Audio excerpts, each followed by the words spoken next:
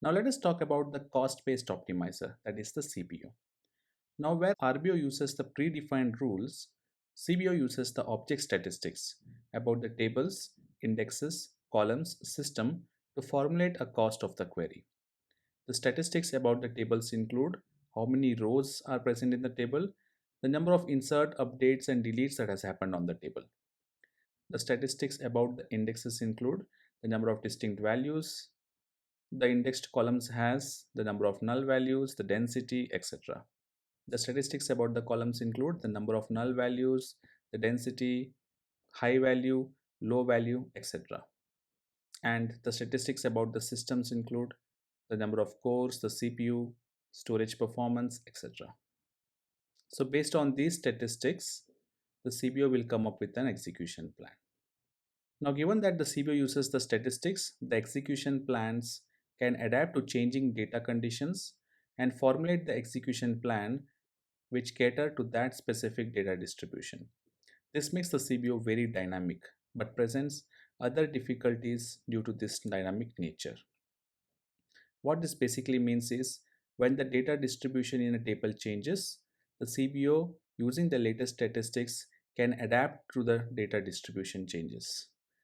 And because of this design, CBO can always come up with the best execution plan even when the data distribution in the table changes.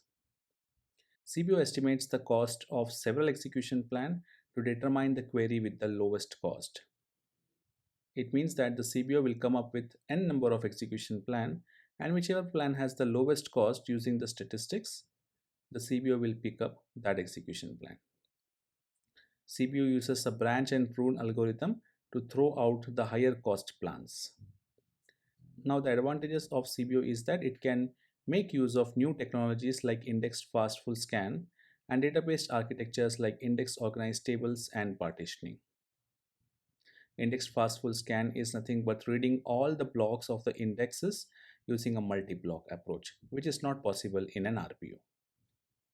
Now let us talk about the differences between CBO versus RBO. CBO chooses an execution plan that is most cost effective, that is in terms of IO, CPU and memory. Whereas the RBO chooses an execution plan based on the predefined set of rules. It picks up the lowest ranked access path from a list of the access path. We had 15 access paths in total, with 1 as the lowest rank and 15 as the highest rank.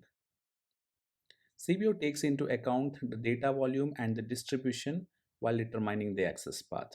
It is because of this nature, even if your data distribution in a table changes, CBO can still come up with the best execution plan.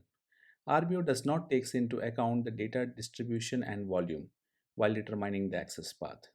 This means even if the data distribution changes, the RBO will still pick the old bad execution plan. For CBO, stats gathering is required. For RBO, statistics gathering is not required. In CBO, table order in the from clause does not matter. So if you write employees comma departments or departments comma employees in the from clause, the order will not matter. Whereas in RBO, tables are processed from right to left in the from clause. In CBO, the predicate order in the where clause does not matter. For example, where gender is equal to M and employed equal to 100 and vice versa will not matter. In RBO, where clause predicates are processed from right to left.